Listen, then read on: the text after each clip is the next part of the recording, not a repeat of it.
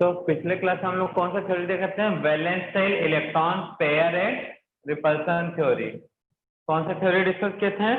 वैलेंटाइल electron pair and repulsion theory, VSEPR। तो इसके कुछ पॉस्टुलेट देखे थे। तो फर्स्ट पॉस्टुलेट कहता था VSEPR का कि कंपाउंड आइडियल स्ट्रक्चर शो करेगा कब? जब लोन पेयर ना हो। कहां पर? और सेंट्रल एटम। सेकेंड पॉस्टुलेट क्या कहता था भाई? अगर लोन पेयर प्रेजेंस हुआ किसके ऊपर? सेंट्रल एटम, तो जो आइडियल स्ट्रक्चर है वो क्या हो जाएगा? डिस्टॉर्टेड हो जाएगा। होना चाहिए था क्या? बंद किया जाएगा इस टाइप का। ठीक है ना। एग्जाम्पल देख लेते हैं हम लोग। कौन सा? अमोनिया, वाटर, इनके स्ट्रक्चर में। थर्ड, लोन पे आने के अच्छा, एक ऑर्डर भी देखे थे, रिपल्सन ऑर्डर। क्या था भैया repulsion order? Order of repulsion.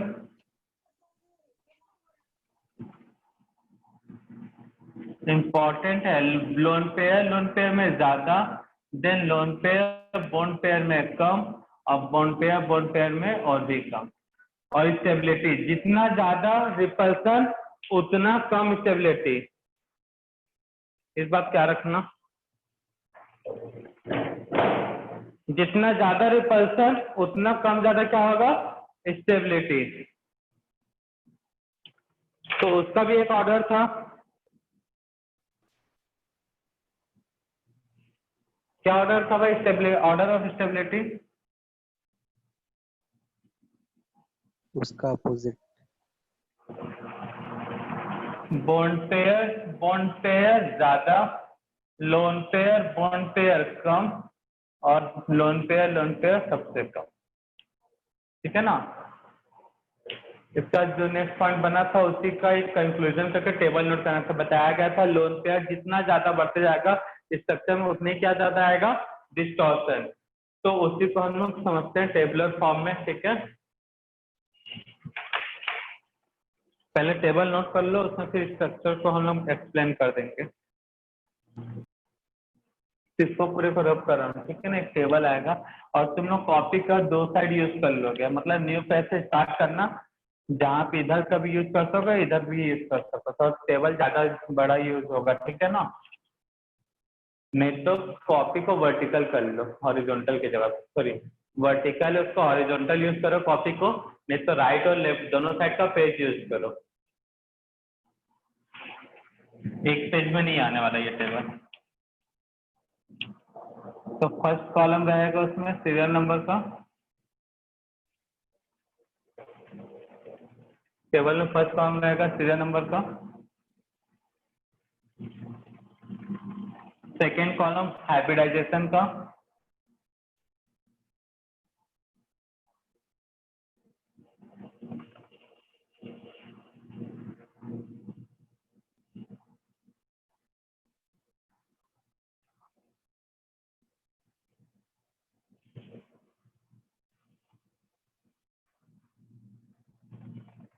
उसका थर्ड कॉलम होगा स्ट्रक्चर का। इसके अंदर और सब कॉलम बनेंगे।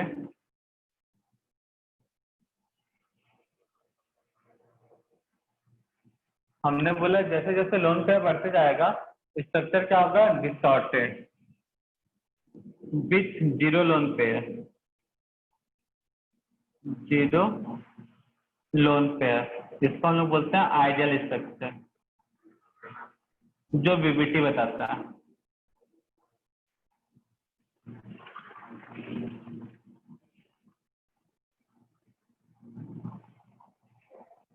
Then with one lone pair, एक लोन पेयर आया तो क्या होगा स्ट्रक्चर में चेंज?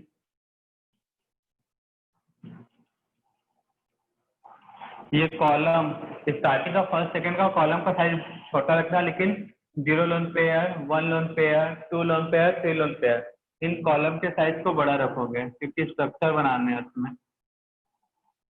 टू लोन पेयर, हम भी कैमरा का एंगल चेंज कर देते हैं, पूरा कवर हो जाएगा फिर। With three lone pair,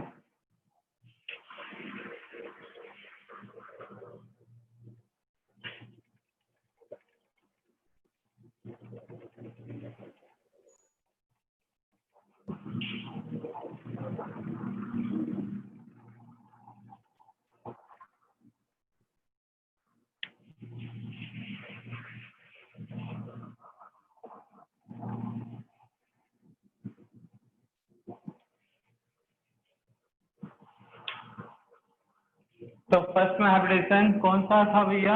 sp। Ideal structure में स्ट्रक्चर कैसा होता है? ज्योमेट्री ऐसे, क्या नाम था उसका? लीनियर, यही था ना? तो बीच में सेंट्रल एटम पॉइंट होता रहा, राइट और लेफ्ट साइड भी एक का एलिमेंट होगा, ए बी या एक्स वाई जो भी हो, ये पॉइंट वाला सेंट्रल एटम है। बॉन्ड एंगल कितना का होता था? 180। ठीक है। अब लोन पेयर अगर एक आया तो आइडियल स्ट्रक्चर मतलब लिनियर में ये होगा एक लोन पेयर, तो उसको स्ट्रक्चर में काउंट नहीं करते, यहाँ रहेगा या इस जगह पे रहेगा, मतलब ए के लोकेशन पे लोन पेयर रहेगा या फिर बी के लोकेशन पे।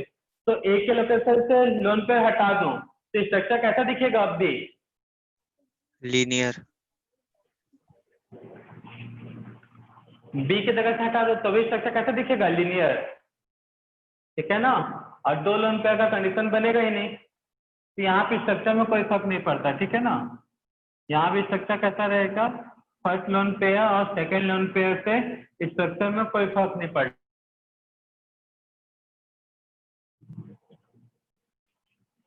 सेकेंड है हाइब्रिडेशन है sp2। स्ट्रक्चर कैसा है sp2 का? आइडियल याद रखना पड़ेगा, ट्राइगोनल प्लेनर।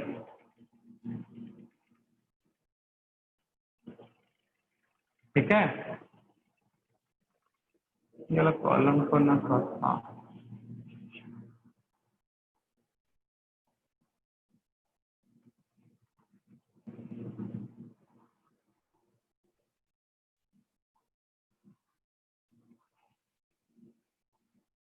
ट्राइगोनल प्लेनर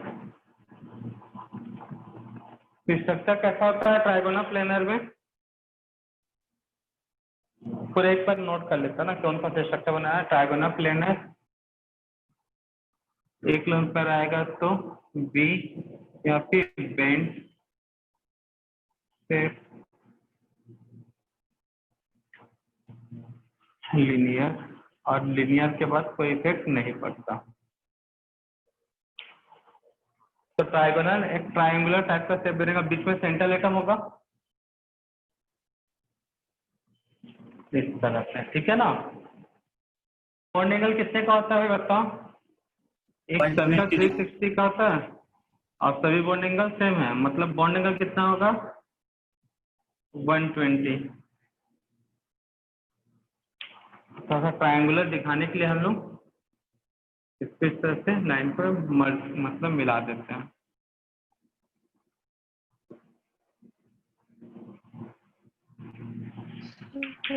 यहाँ पे element A B C,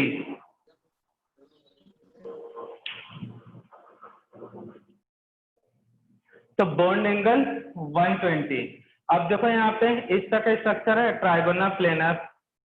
planar क्यों बोलते हैं? अगर इसको उठा के मैं एक प्लेन पे रख दूं एक सरफेस पे, तो पूरे एक सरफेस पे आएंगे कि नहीं आएंगे भाई? इस पे रख दूं ऐसे तो पूरा का पूरा एक सरफेस पे आ गया, इसलिए इसको बोलते हैं ट्राइगोनल प्लेनर। तो बॉन्ड एंगल याद आएगा 120, 120, 240, देन फिर 120, तो क्या जगह 360। अब एक लोन पे रहा है तो यहाँ से मैं हटा देता हूँ, तो स्ट्रक्चर कैसा दिखेगा? बी टाइप का दिखेगा। ऊपर कर दोगे नीचे कर दोगे तो बेंड टाइप का। कहीं से भी हटा दो, यहाँ से हटा दो तो भी दिखेगा, इस साइड से हटा दो तो भी दिखेगा। तो वन लोन पे में स्ट्रक्चर कैसा हो गया?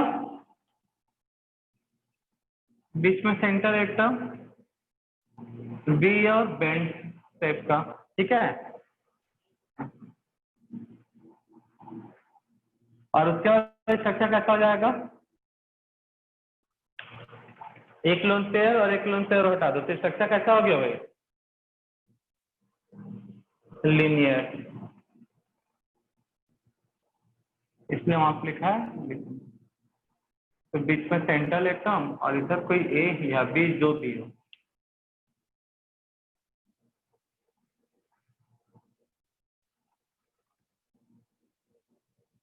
क्लियर है? और लीनियर के बाद कोई फर्क नहीं पड़ता लोन पेयर कितना भी है।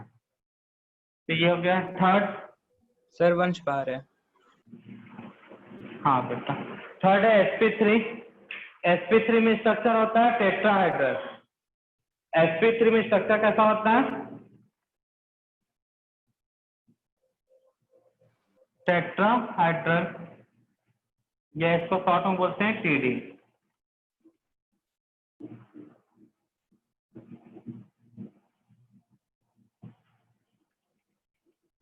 ये वो टेट्राहेड्रल, ठीक है। अब टेट्राहेड्रल से बन जाएगा एक लोन पेयर में पिरामिडल। एक और लोन पेयर आया तो वी शेप, और एक लोन पेयर आया तो लिनियर। देख लो आप।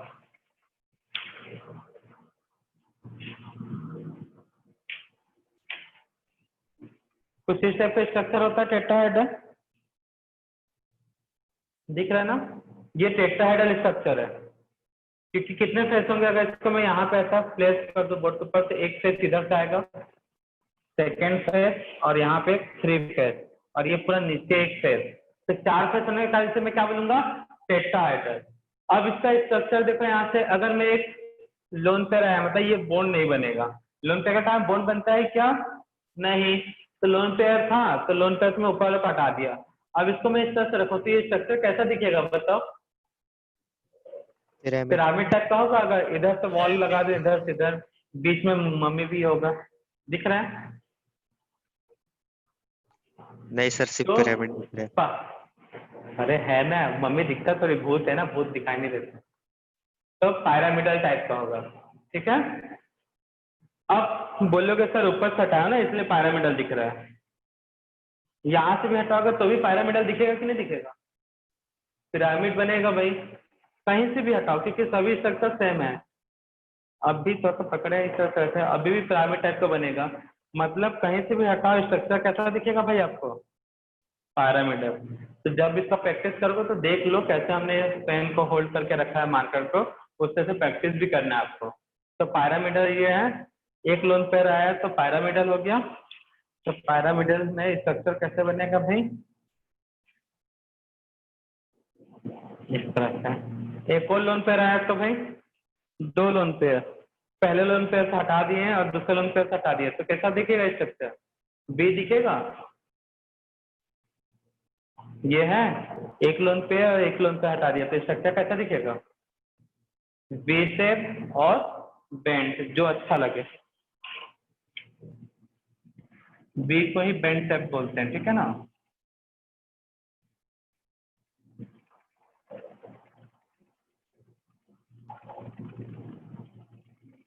अगर एक लोन पेयर आएगा तो स्ट्रक्चर कैसा हो जाएगा बताओ?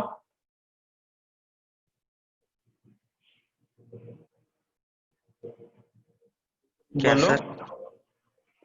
एक में पिरामिडल, 2 में वी शेप, 3 में linear. Linear. Very good. Note कर लो, नोट करो इतना। सर हाँ सर वो sp3 में वी बना 2 लोन पेयर है, तो बाकी के जो बॉन्ड है वो कैसे रहेंगे? बताया तो भाई कैसे रहेंगे। ये है लोन सर पेयर, ये नेटवर्क हटा दिया लोन पेयर, ये लोन पेयर है, हटा दिए। ये भी लोन पेयर हटा दिए, तो स्ट्रक्चर कैसा दिख रहा है? बी शेप दिख रहा है ना। कहीं से भी हटाओ, यहाँ से हटा दिए, यहाँ से हटा दिए, तो भी स्ट्रक्चर वी शेप दिख रहा है। इसको हटा दिए, इसको हटा दिए, तो भी स्ट्रक्चर वी शेप दिख रहा है, ठीक है। तो ये टेट्राहेड्रल, लोन पेयर हटा दिए तो पिरामिडल हो गया, एक लोन पेयर हटा दिए तो वी शेप हो गया, एक लोन पेयर हटा दिए तो स्ट्रक्चर कैसा हो गया? लीनियर। नोट कर लो। तो अब देखते हैं आगे का हाइब्रिडेशन sp3 से।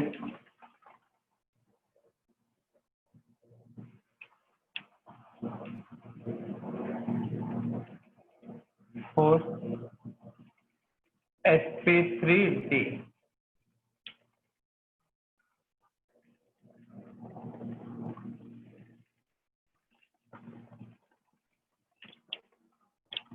sp3d बहुत ज्यादा इंपॉर्टेंट है, ठीक है ना।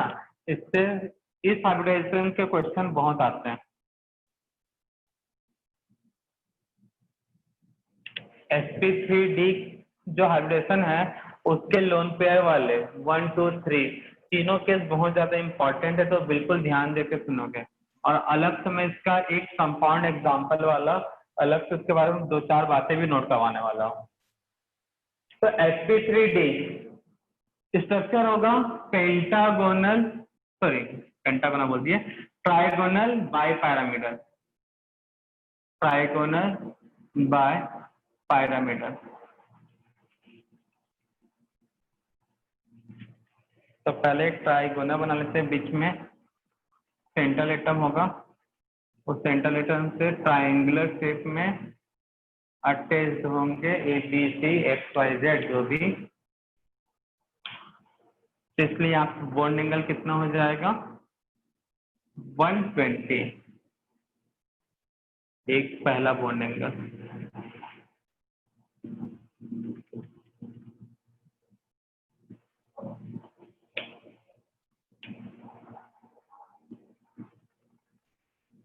और एक ऊपर, तो इसके रेस्पेक्ट के कारण का जाएगा 90 परपेंडिकुलर होता है एक ऊपर, ठीक है ना। ट्राइगोनल से बनता है यहाँ पे थीटा, उसके बाद टी शेप और उसके बाद लीनियर।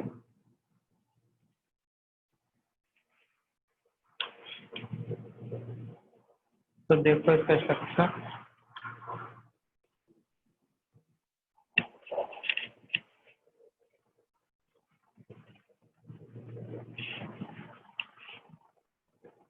तो पहले ये ट्राइगोनल था इस टाइप का, ठीक है ना।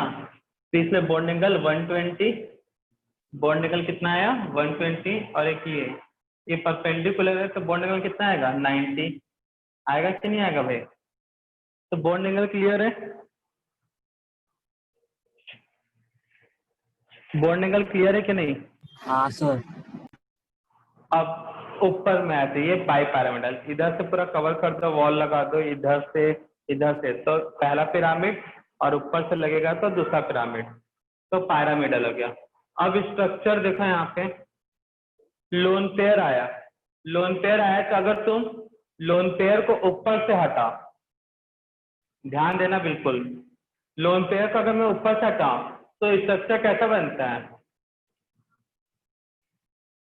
मतलब ये वाला जो पेन है वहां से हटा लोन पेयर, ऊपर में यहाँ था लोन पेयर, यहाँ से मैंने हटा दिया, तो स्ट्रक्चर कैसा बनेगा, बोलना चाहिए था ट्राइगोनल पैरामिडल, बट मैं बोल रहा हूँ सीसॉ में स्ट्रक्चर कैसा रहेगा, लोन पेयर यहाँ से नहीं हटाते,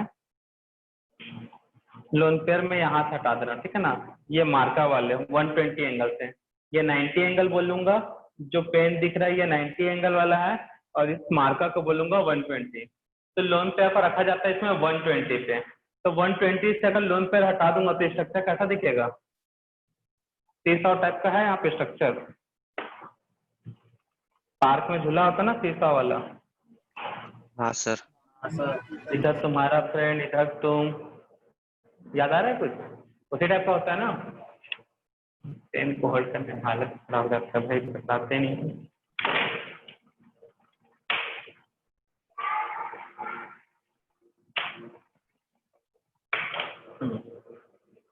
तो ये था पैरामिडल, मार्कर थोड़ा बड़ा हो जाता है।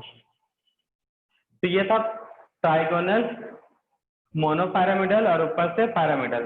तो हम क्या बोल रहे थे, लोन पेयर रखते समय ध्यान देना है, लोन पेयर रखने के लिए दो लोकेशन है, एक 90 डिग्री वाला, एक ये 90 डिग्री वाला, और ये 120 डिग्री। तो 90 डिग्री पे रखूंगा तो स्ट्रक्चर कैसा दिखेगा, तो ट्राइगोनल पैरामिडल, बट मैंने क्या बोला है सीसॉ।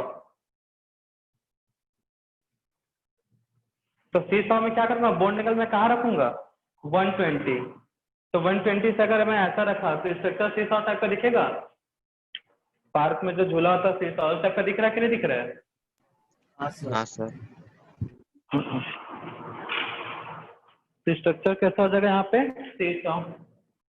क्यों रखा जाएगा मैं अलग से बताऊंगा, ठीक है ना, बस याद रखो अभी फिलहाल, क्योंकि ये इंपॉर्टेंट है, इसको याद रखना है। बॉन्ड लोन पेयर को कहाँ पे रखोगे 120।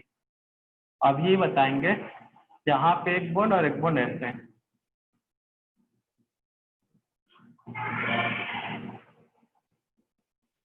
ठीक है ना, ए बी सी डी जो भी लिखना लिख सकते हो। तो ये C5 स्ट्रक्चर होगा। कई बुक में इसको ऐसा लिख देते हैं, इस लाइन से शो करेगा और ऐसे डॉट लाइन पे, ठीक है ना। दोनों का मतलब ऐसा है। इसका मतलब क्या होता है, ये जो सामने वाला दिख रहा है ये सामने तो रिप्रेजेंट करता है, ये जो डॉटेड लाइन डेथ लाइन बोलते हैं इसे, वो पीछे वाले को, इस रिप्रेजेंटेशन को बोला जाता है यहाँ पे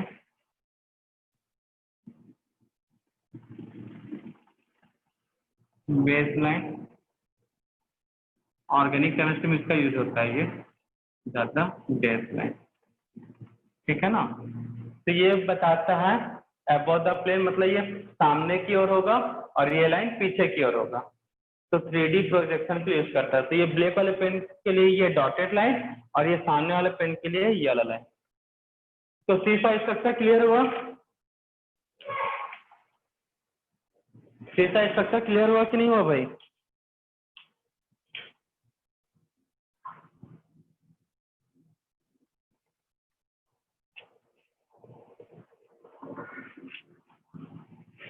तो ये इस टाइप का कंपाउंड था, ट्राइगोनल बाइपैरामिडल। एक लोन पेयर आया तो स्ट्रक्चर कैसा हो गया C100। एक और लोन सर पेयर आएगा तो इनकमिंग को 120 बोल पे दो। रखोगे। एक और लोन पेयर आया, एक और लोन पेयर आया तो पहला लोन पेयर यहाँ से हटा दिया, दूसरा यहाँ से हटा दिया, तो कैसा दिखेगा भाई? टी शेप दिख रहा है? हाँ सर। तो इसलिए इसका नाम पड़ा टी शेप, ठीक है ना। फिर से रिपीट कर रहा हूँ, ये ट्राइगोनल था। एक लोन पेयर में सीधा 120 पे रखना लोन पेयर, दूसरे लोन पेयर में ये हो गया टी शेप, और एक और लोन पेयर आएगा तो स्ट्रक्चर कैसा आएगा? एक लोन पेयर, दो लोन पेयर और ये तीसरा, तो स्ट्रक्चर कैसा हो जाएगा? लीनियर। कैसा हो जाएगा? लिनियर। तो रखना नहीं है इसको, ठीक है ना। रखना बस आपको फर्स्ट कॉलम में आइडियल स्ट्रक्चर, जो ऑलमोस्ट सभी ने याद कर लिया है। उसके बाद लोन पेयर वाला पूरा समझना है उसको, कोई नहीं रटेगा उसके बाद वाला। सर इसमें बॉन्ड एंगल तो बता सकते हैं ना? टी शेप में हाँ, इसमें बता सकते हैं बट इसमें नहीं बता सकते, ठीक है ना। कोई थोड़ा सा कम उठा रहेगा, कोई ज्यादा उठा रहेगा। और इसमें है लिनियर, इसमें बता सकते हो भी बॉन्ड एंगल, लिनियर है तो 180, ठीक है। कुछ कुछ में बता सकते हैं, कुछ कुछ में नहीं। तो ये होता है sp3d2। तो यहाँ पे पहला पॉइंट क्या याद रखना है, उसको मैं अलग से ये सब नोट करवाऊंगा, ठीक है ना, तो कोई परेशान मत होना। तो पहला पॉइंट है बॉन्ड एंगल, बॉन्ड एंगल बोलता हूँ, लोन पेयर कहाँ पे रखना है, कहाँ पे रखना है? 90 डिग्री है 120? 120 पे, हाँ 120 पे रखना है, ट्राइगोनल पे रखना है 120 पे। तो पहला लोन पेयर स्ट्रक्चर C100, दूसरा lone pair structure E shape, एक और lone pair structure linear. Clear है? ये नोट कर लो भाई, sp3d नोट करो। उसके बाद तो ऑक्टाहाइड्रल में देखो sp3d2 में ऑक्टाहाइड्रल होता है, ये आपको याद रखना। फर्स्ट कॉलम जो आइडियल स्ट्रक्चर है जो वीबीटी बताता है, स्क्वायर पैरामिडल एक लोन पेयर के साथ, दो के साथ प्लेनर और थर्ड के साथ ऑलमोस्ट टी शेप। तो देखो यहाँ पे ऑक्टाहाइड्रल कुछ इस टाइप का होता है, ये ऑक्टाहाइड्रल ज्योमेट्री है। तो ऑक्टाहाइड्रल ज्योमेट्री इस टाइप का है। तो यहाँ पे देखो कितने बॉन्ड एंगल है भाई? 90, ये 90, सब एक दूसरे के रेस्पेक्ट में 90 है ना भाई। तो सब आइडियल तो नहीं दिख रहा बट समझ लो 90, ये भी 90, सबका बॉन्ड एंगल देखो यहाँ पे 90 है कि नहीं है? इधर 90, ये भी 90, कहीं से भी उठा लो सब 90 डिग्री के है। तो अब देखो यहाँ पे बॉन्ड एंगल रखने का कोई टेंशन नहीं, कहाँ रखना है कि कहाँ नहीं। अगर मैं बॉन्ड एंगल ऊपर रख देता हूँ, मतलब यहाँ बॉन्ड नहीं बनेगा, इसको छुपा दे रहा हूँ, तो ये कैसा दिखेगा डायग्राम बताओ। एक स्क्वायर बना होगा, इसके ऊपर से इधर से वॉल, इधर से वॉल, इधर से वॉल, इधर से वॉल, तो कैसा स्ट्रक्चर दिखेगा ये? Square pyramidal. हाँ, स्क्वायर पिरामिडल, ठीक है।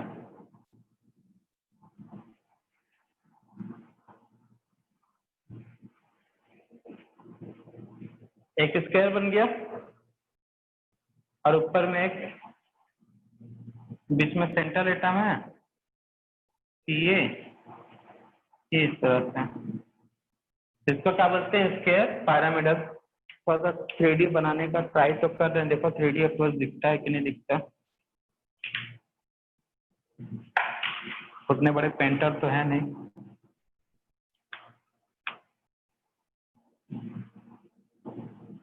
हम तो इतने बड़े पेंटर में पता है, गोला भी बनाते हैं तो अंडा दिख जाता है। तो दिख रहा पिरामिडल टाइप का? हाँ सर, पूरी 3D।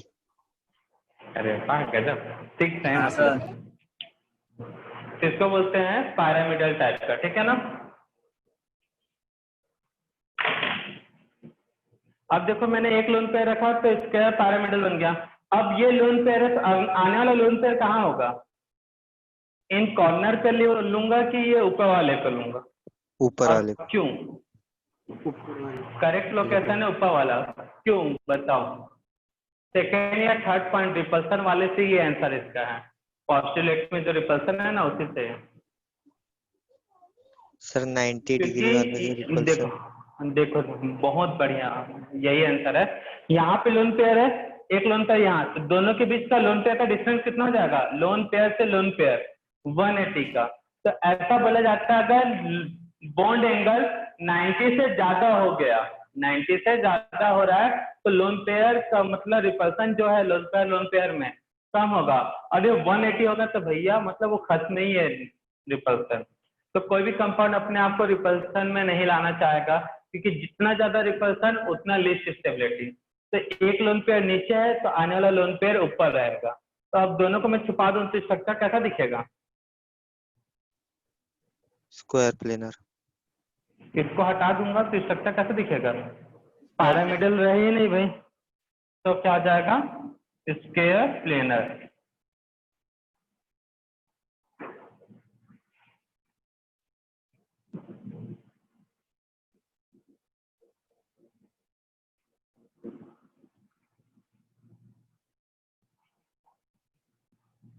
स्ट्रक्चर कैसा हो जाएगा? स्क्वायर प्लेनर, ठीक है। एक लोन पेयर हो जाएगा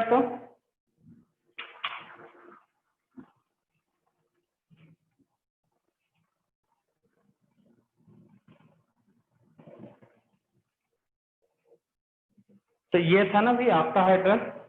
तो एक लोन पेयर यहाँ रखा, दूसरा लोन पेयर यहाँ, तो ये कैसा हो गया? पिरामिडल। एक लोन पेयर यहाँ का हटा दिया, दूसरा यहाँ से तो स्क्वायर प्लेनर, ठीक है। और एक लोन पेयर हटा दो तो ये कैसा दिखेगा? टी शेप जैसा दिखेगा। हाँ सर। तो इसलिए इसको बोलते हैं टी शेप। तो पहले पिरामिड ये हो गया भैया ऑक्टाहेड्रल, ठीक है। ऑक्टाहेड्रल में पहला लोन पेयर, दूसरा लोन पेयर, तो स्ट्रक्चर हो गया। पहला लोन पेयर हटाए तो स्ट्रक्चर हो गया स्क्वायर पिरामिडल। एक और लोन पेयर हटा दिया तो स्ट्रक्चर कैसा हो गया? एक लोन पेयर ऊपर है तो दूसरा नीचे होगा क्योंकि रिपल्सन कम, तो स्क्वायर प्लेनर। एक लोन पेयर हटा दिया तो स्ट्रक्चर कैसा हो जाएगा? T shape. अब बोलोगे तो एक लोन पेयर हटा दो, तो भैया हटाओगे तो लीनियर हो जाएगा, बट अभी तक उस टाइप का कंपाउंड नहीं मिला तो कोई बोलता नहीं इसके बारे में, पूछता नहीं है। ऑक्टाहाइड्रल का भी स्ट्रक्चर नोट कर लेते हैं भाई।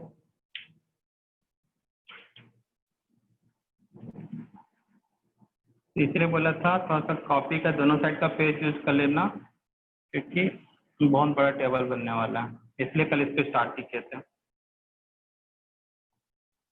कल स्टार्ट करते तो बस टेबल ही दिखता और कुछ नहीं दिखता।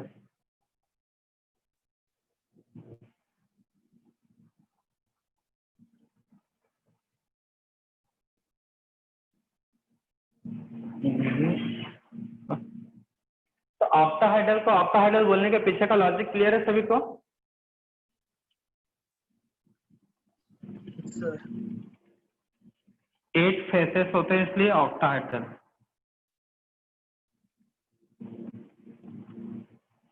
ये 4 फेस हुए, 5 और 6, ये 7। ओके। सर हम्म। वो आखिरी इसमें टी शेप बनाया ना, तो वहाँ पे भी 90 डिग्री रहेगा ना, तो वहाँ पे ऑलमोस्ट टी शेप क्यों बोला है? अरे टी वो शेप यहाँ से रिपल्सन होता है ना, थोड़ा सा टेढ़ा उड़ा रहता है। टी शेप बोल सकते हो, ऑलमोस्ट टी भी बोल सकते हो, कोई दिक्कत वाली बात नहीं है, ठीक है ना? Okay sir. ठीक है, रिपल्सन के कारण बॉन्ड एंगल चेंज होते रहता है।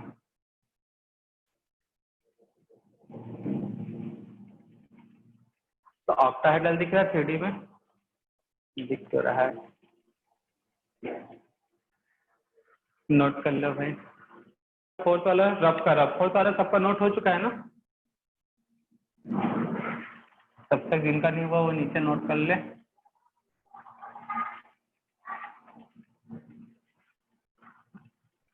अभी क्वेश्चन प्रैक्टिस में इसका बहुत टाइम है। SP3D वाला जो है उसको और अच्छे से एक्सप्लेन करके उसके बारे में बहुत सारी बातें नोट भी करना है। 5, 6 number SP3D3 pentagonal bye pyramidal.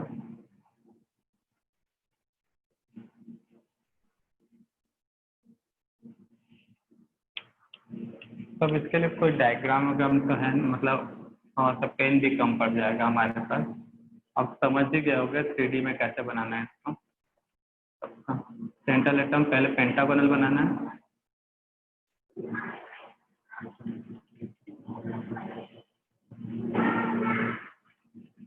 Pentagonal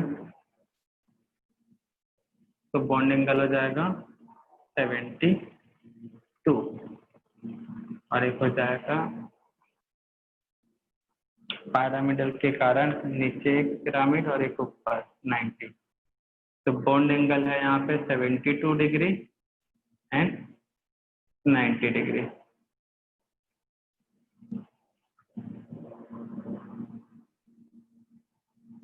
pentagonal mono pyramidal.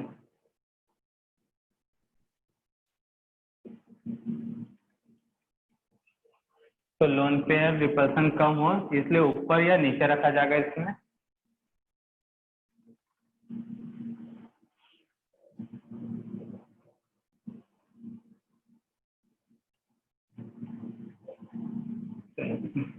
इसको बोलते हैं मोनो पिरामिडल।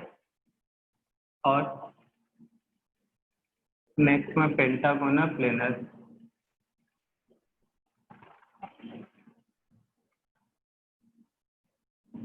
पेंटागोनल प्लेनर में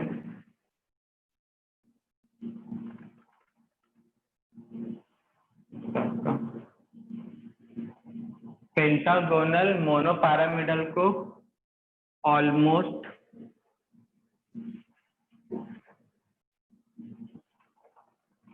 ऑक्टाहाइड्रल भी बोला जाता है।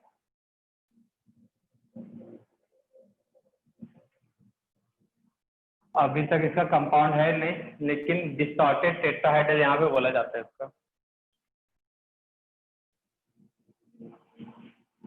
Distorted tetrahedral.